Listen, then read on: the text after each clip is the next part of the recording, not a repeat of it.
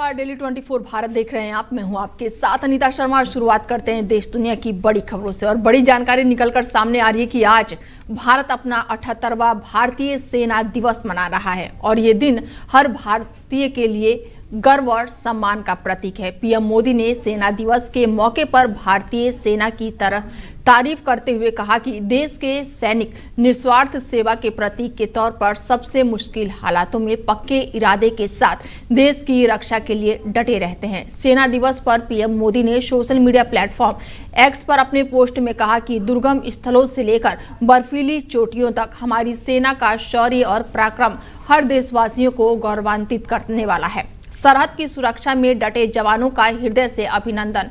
वहीं राष्ट्रपति द्रौपदी मुर्मू ने सेना दिवस पर जवानों और उनके परिवार को शुभकामनाएं दी हैं। राष्ट्रपति ने सोशल मीडिया प्लेटफॉर्म एक्स पर अपने पोस्ट में कहा कि सेना दिवस के अवसर पर हमारे वीर सैनिकों, पूर्व सैनिकों और उनके परिवार को हार्दिक शुभकामनाएं।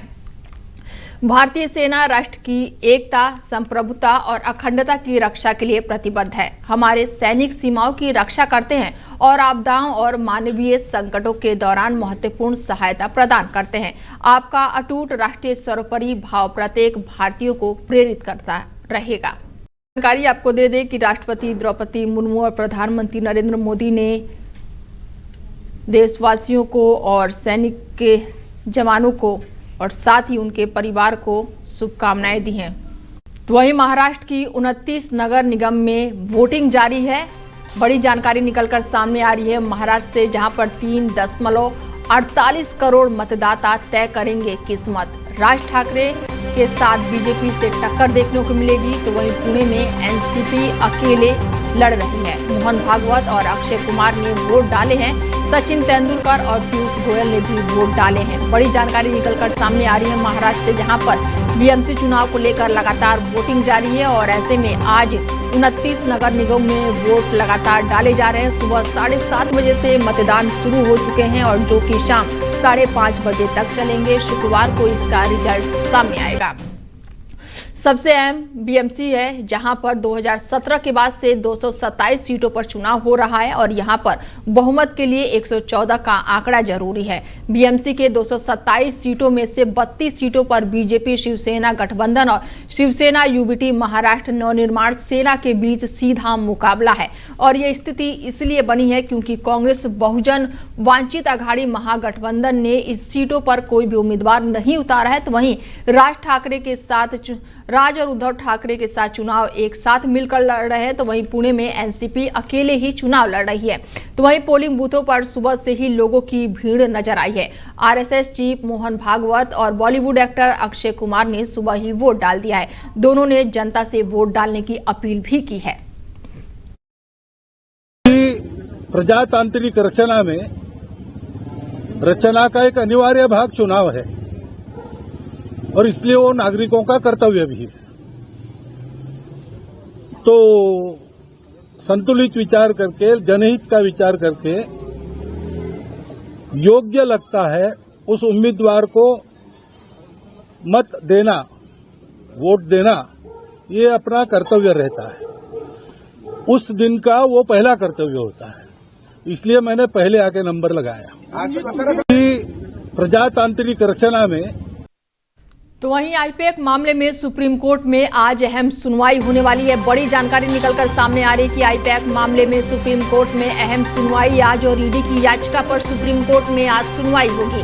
ममता के खिलाफ सुप्रीम कोर्ट में आज सुनवाई है और तलाशी के दौरान रुकावट डालने का आरोप लगा है। बड़ी जानकारी निकलकर सामने आ रही है कोलकाता में, जहां पर आईपैक रेड मामले में रुकावट डालने पर ममता बनर्जी के खिलाफ सुप्रीम कोर्ट में आज अहम सुनवाई होने वाली है और ये याचिका ईडी ने लगाई है। इसके साथ ही 8 जनवरी को ईडी ने टीएमसी की आईटी हेड और साथ ही पॉलिटिकल कंसल्टेंट फर्म डायरेक्टर जो है प्रतीक जैन के घर और ऑफिस पर छापा मारा गया था और इस दौरान ममता बनर्जी छापेमारी के दौरान ऑफिस पहुंची और कुछ फाइलें अपने साथ लेकर गई। जांच एजेंसी का आरोप है कि ममता ने छापेमारी के दौरान रुकावट पैदा की थी और सबूतों से छेड़छाड़ का भी आरोप लगा है। अहम डॉक्यूमेंट छीने गए हैं और साथ ही ईडी अधिकारियों को धमकाया भी गया है। ईडी की मांग है कि अवैध और जबरन ले जाए गए सभी इलेक्ट्रॉनिक रिकॉर्ड और स्टोरेज, मीडिया और साथ ही दस्तावेजों को जब्त करके सील किया जाए। तो वहीं एक दिन पहले कोलकाता हाई कोर्ट में टीएमसी की याचिका को खारिज कर दिया गया है। टीएमसी ने ईडी पर दस्तावेज जब्त करने का आरोप लगाया था, हालांकि ईडी ने ऑन रिकॉर्ड इसे मना कर दिया है। तो वहीं लोकसभा में नेता प्रतिपक्ष और कांग्रेस के वरिष्ठ नेता राहुल गांधी जल्द ही इंदौर का दौरा करने वाले हैं और जहां वो दूषित पानी से जान गंवाने वाले लोगों के परिजनों से मुलाकात करेंगे। वहीं मध्य प्रदेश के कांग्रेस प्रदेश अध्यक्ष भी इस बारे में जानकारी दी है। बता दें कि इंदौर के भागीरथपुरा इलाके में दूषित पानी पीने की वजह से अब तक 21 लोगों की जान जा चुकी है और राहुल गांधी के आगमन पर कांग्रेस ने कहा है कि नेता प्रतिपक्ष राहुल गांधी 17 जनवरी को इंदौर में दूषित पानी पीने से जान गंवाने वाले लोगों के परिजनों से मुलाकात करेंगे और संवेदनाएं व्यक्त करेंगे। बता दें कि दूषित पानी पीने से मौत के मामले में कांग्रेस एमपी की बीजेपी सरकार पर लगातार हमलावर है और पार्टी ने हाल ही में शहर में न्याय यात्रा निकाली थी, जिसमें भागीरथपुरा के पीड़ित लोगों के लिए न्याय की मांग की और बीजेपी पर हमला बोला गया। मध्य प्रदेश के सीएम डॉक्टर मोहन यादव ने इस घटना को लेकर कांग्रेस के खिलाफ मौतों पर राजनीति करने का आरोप भी लगाया है। उन्होंने कहा कि प्रमुख विपक्षी दलों के इस गैर जिम्मेदाराना रवैया को शहर के लोग कतई बर्दाश्त नहीं करेंगे। तो वहीं पूरे उत्तर प्रदेश में आज मकर संक्रांति का त्योहार बड़े ही धूमधाम से मनाया जा रहा है और इस मौके पर बड़ी संख्या में श्रद्धालु सुबह से ही गंगा घाटों पर स्नान करने के लिए घर से निकल पड़े हैं। वहीं गंगा घाटों पर बड़ी संख्या में श्रद्धालुओं ने ब्रह्म मुहूर्त में ही स्नान दान किया है। तो उधर प्रयागराज में चल रहे माघ मेले में इस बार मकर संक्रांति स्नान पर श्रद्धालुओं की भारी भीड़ उमड़ी हुई है और ऐसे में सुरक्षा के लिहाज से चप्पे चप्पे पर सुरक्षा बलों की तैनाती की गई है। मेला प्रशासन ने 13 जनवरी से ही 4 पहिया वाहनों में एंट्री बैन लगा दी है और मेला प्रशासन का अनुमान है कि मकर संक्रांति पर स्नान पर्व पर 2 करोड़ से ज्यादा श्रद्धालु संगम में आस्था की डुबकी लगाने का अनुमान है। तो वहीं मकर संक्रांति पर्व पर यूपी के मुख्यमंत्री योगी आदित्यनाथ ने ब्रह्म मुहूर्त में गोरखनाथ मंदिर में नाथ पंथ की विशिष्ट परंपरा के अनुसार महायोगी गुरु गोरखनाथ की विधि विधान से आस्था की खिचड़ी चढ़ाई है और खिचड़ी चढ़ाने के बाद से मुख्यमंत्री योगी आदित्यनाथ ने सभी नागरिकों, संतों और श्रद्धालुओं को मकर संक्रांति की हार्दिक बधाइयां और शुभकामनाएं दी है। मीडिया कर्मियों से बातचीत में मुख्यमंत्री ने कहा कि बुधवार से ही पूरे प्रदेश में लाखों की संख्या में श्रद्धालु पवित्र धर्म स्थलों पर जाकर देवों का नमन पूजन कर रहे हैं। गोरखपुर में बुधवार को लाखों श्रद्धालुओं ने महायोगी भगवान गोरखनाथ जी को खिचड़ी चढ़ाई और इसके अलावा लाखों श्रद्धालुओं ने प्रयागराज के संगम में आस्था की डुबकी भी लगाई और ये सिलसिला लगातार गुरुवार को भी जारी है। सीएम योगी ने कहा कि गोरखपुर में भगवान गोरखनाथ जी के प्रति अपनी आस्था व्यक्त करने के लिए लाखों की संख्या में श्रद्धालुजन पंक्ति में लगकर श्रद्धापूर्वक खिचड़ी चढ़ा रहे हैं।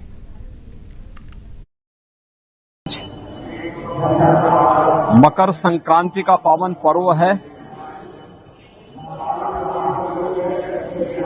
इस अवसर पर मैं सभी श्रद्धालु जनों को, प्रदेशवासियों को मकर संक्रांति के पावन पर्व की हार्दिक बधाई और शुभकामनाएं देता हूं।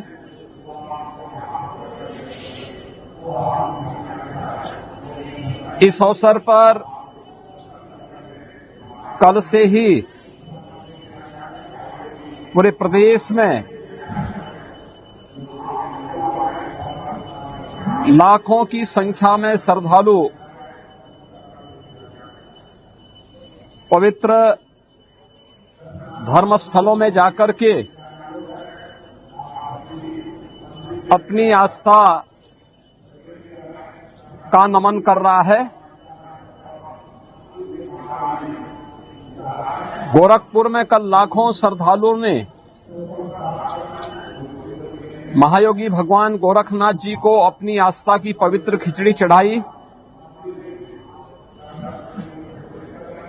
लाखों श्रद्धालुओं ने कल प्रयागराज के संगम में आस्था की पवित्र डुबकी भी लगाई और ये सिलसिला लगातार आज जारी है। आज गोरखपुर में भगवान गोरक्षनाथ जी के प्रति आस्था व्यक्त करने के लिए लाखों की संख्या में श्रद्धालुजन पंक्ति में लग करके अपना इंतजार कर रहे हैं। मकर संक्रांति।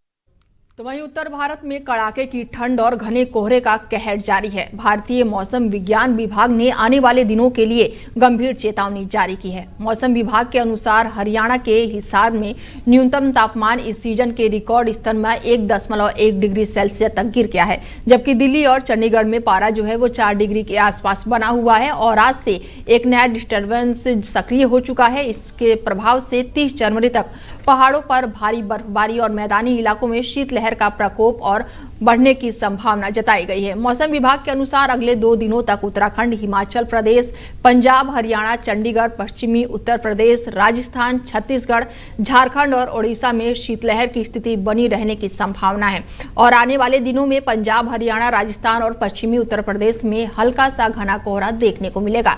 दिल्ली में 18 से 20 जनवरी के बीच बारिश की चेतावनी जारी की गई है और इस दौरान एक बार फिर से तापमान में 2 से 3 डिग्री की कमी आ सकती है। 15 से 17 जनवरी के बीच सुबह और रात में तापमान जो है वह 4 से 5 डिग्री के बीच बना रहेगा और इस दौरान 10 से 15 किलोमीटर प्रति घंटे की रफ्तार से हवा भी चलेगी। जम्मू में शीतलहर से जनजीवन बुरी तरह से प्रभावित हुआ है। कोहरे और कड़ाके की ठंड के बीच 14 साल बाद जम्मू में दिन का तापमान जो है वो सामान्य तापमान से 10.1 डिग्री गिरकर 7.4 डिग्री सेल्सियस दर्ज किया गया है, जो अब तक का जनवरी में दिन में चौथी बार न्यूनतम तापमान है। और इससे पहले 2011 में जम्मू में जनवरी में दिन का न्यूनतम तापमान जो था वो 7.1 डिग्री सेल्सियस रहा था। कड़ाके की ठंड को देखते हुए जम्मू संभाग के समर जोन के अंतर्गत आने वाले सरकारी और निजी स्कूलों में सर्दी की छुट्टियों को 17 जनवरी तक के लिए बढ़ा दिया गया है। श्रीनगर में पारा जो है वो -5 डिग्री सेल्सियस दर्ज किया गया है। तो वहीं बड़ी जानकारी निकलकर सामने आ रही है ईरान से, जहां पर ईरान ने बंद किया है एयर स्पेस। अमेरिकी एयरक्राफ्ट कैरियर मिडिल ईस्ट की ओर रवाना और अब्राहम लिंकन मिडिल ईस्ट की ओर अब रवाना हुआ है। बड़ी जानकारी बता दें कि ईरान में लगातार संकट गहराता जा रहा है और ऐसे में ईरान में गहराए आर्थिक और राजनीतिक संकट के बीच अब बड़ी जानकारी निकलकर सामने आ रही है। ईरान हाई अलर्ट घोषित कर दिया गया ईरान को और ईरान ने अपने एयर स्पेस भी अब बंद कर दिया है। तो वहीं अमेरिका नेवी का एयरक्राफ्ट कैरियर अब्राहम लिंकन भी मिडिल ईस्ट की ओर रवाना हो चुका है और जिसके चलते मध्य पूर्व में जंग के हालात बन गए हैं। Abraham Lincoln carrier strike group दक्षिणी चीन के समुद्री रास्ते से मध्य पूर्वी की ओर मूवमेंट कर रहा है। बता दें कि ईरान में हालात और भी ज्यादा संवेदनशील हो गए हैं।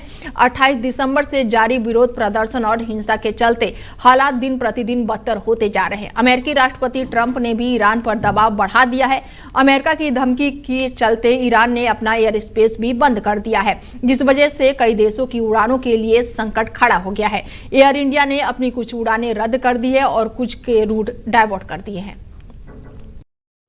तो वहीं बड़ी जानकारी निकलकर सामने आ रही है कि डोनाल्ड ट्रंप ने बड़ा दावा कर दिया है। बड़ी जानकारी आपको दे दें कि अमेरिका से जुड़ी हुई खबर निकलकर सामने आ रही है, जहां पर ट्रंप ने बड़ा दावा कर दिया है ईरान में अब किसी को फांसी नहीं होगी। ट्रंप का बड़ा बयान सामने आया है और तेहरान ने रोक दी हत्याएं। ट्रंप का बड़ा दावा सामने आया है। तेहरान को लगातार धमकी और चेतावनी दे रहे अमेरिकी राष्ट्रपति डोनाल्ड ट्रंप ने अब बड़ा दावा कर दिया है। ट्रंप ने कहा है कि ईरान में सरकार विरोधी प्रदर्शनकारियों की हत्या रोक दी गई है। अमेरिकी राष्ट्रपति डोनाल्ड ट्रंप ने कहा है कि विश्वसनीय सूत्रों ने उन्हें बताया है कि फांसी की योजनाएं जो है उन्हें रोक दी गई है। ट्रंप का ताजा बयान उनके पुराने रुख में बड़े बदलाव का संकेत है। इसमें उन्होंने ईरान के खिलाफ सैन्य कार्रवाई की धमकी भी दी थी और एक दिन पहले ट्रंप ने ईरान में प्रदर्शनकारियों को विरोध जारी रखने का आग्रह किया था और कहा था कि उनके लिए मदद आ रही है। और इसी बीच ईरान ने भी फांसी को लेकर बयान दिया है। ट्रंप ने व्हाइट हाउस में पत्रकारों से कहा है कि उन्हें बताया गया है कि विरोध प्रदर्शन से जुड़ी हत्याएं और फांसी की योजना दोनों को रोक दिया गया है। ट्रंप ने कहा है कि मुझे अभी अभी जानकारी मिली है कि हत्याएं रुक गई हैं, फांसी रुक गई है और अब कोई फांसी नहीं होगी, जिसके बारे में पिछले कुछ दिनों से बहुत सारे लोग बात कर रहे हैं।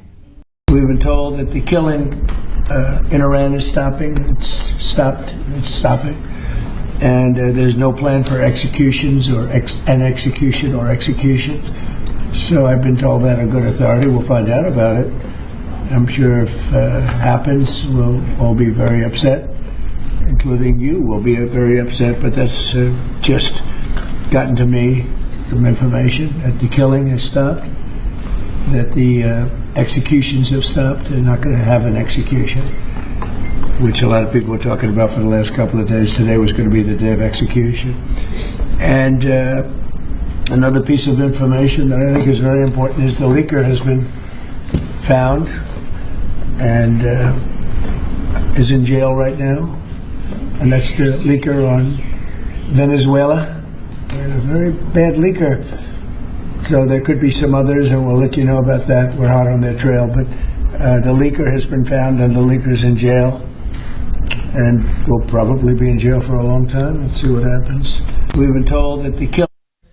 तो वहीं अंतरिक्ष से हो रहा पहला मेडिकल इवैक्यूएशन जारी है। फिलहाल 4 अंतरिक्ष यात्री इंटरनेशनल स्पेस स्टेशन से पृथ्वी के लिए रवाना हो गए हैं। गुरुवार तक इनका यान जो है वो प्रशांत महासागर से उतर जाने की उम्मीद है। बता दें कि अंतरिक्ष यात्रियों की तबीयत गंभीर रूप से खराब होने की वजह से ऐसा करना पड़ेगा और अब 4 सदस्यीय दल को तय समय से पहले ही पृथ्वी पर लौटाया जा रहा है। नासा की तरफ से बताया गया है कि मिशन में शामिल एक अंतरिक्ष यात्री की स्वास्थ्य समस्या का सामना करना पड़ रहा है, जिससे अंतरिक्ष में पूरी तरह से जांच नहीं किया जा सकता था।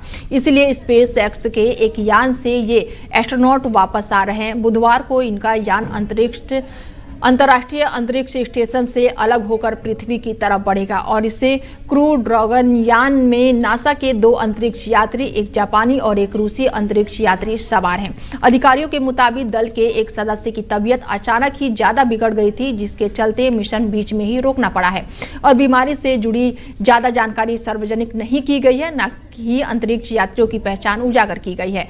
ISS के 25 साल के इतिहास में ये पहली बार है जब किसी मेडिकल इमरजेंसी के कारण किसी मिशन को समय से पहले खत्म करना पड़ा है।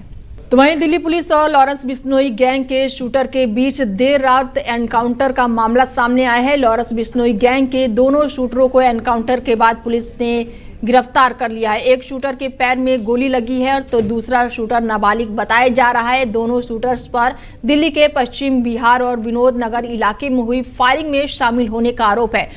इसके साथ ही लगातार नारकोटिक्स टीम और बदमाशों के बीच मुठभेड़ के बीच से लॉरेंस बिश्नोई गैंग के 2 शार्प शूटर गिरफ्तार किए गए हैं और दिल्ली के नॉर्थ डिस्ट्रिक्ट से एंटी नारकोटिक्स टीम और साथ ही बदमाशों के बीच ये देर रात मुठभेड़ हुई है और इस मुठभेड़ के बाद से कुख्यात लॉरेंस बिश्नोई गैंग से जुड़े 2 शार्प शूटरों को गिरफ्तार कर लिया गया है। दोनों ओर से हुई फायरिंग में एक बदमाश के पैर में गोली लगी है जबकि एक कांस्टेबल को भी गोली लगी है। हालांकि बुलेट प्रूफ जैकेट पहने होने की वजह से पुलिसकर्मी बाल बाल बच गया है। पुलिस के अनुसार गिरफ्तार किए गए दोनों अपराधी पश्चिम बिहार स्थित RK फिटनेस जिम और साथ ही वेस्ट विनोद नगर के एक बिजनेसमैन पर फायरिंग कर रंगदारी मांगने की वारदात में शामिल थे और इन घटनाओं के बाद से ही अपराधियों की गिरफ्तारी के लिए कई पुलिस टीमें लगातार तलाश में जुटी हुई थी और इसके बाद से पुलिस ने बड़ी कार्रवाई करते हुए फिलहाल दोनों आरोपियों को धर दबोचा है। फिलहाल बुलेटिन में मेरे साथ इतना ही। बने रहिए आप हमारे साथ और देखते रहिए Daily 24 भारत। नमस्कार।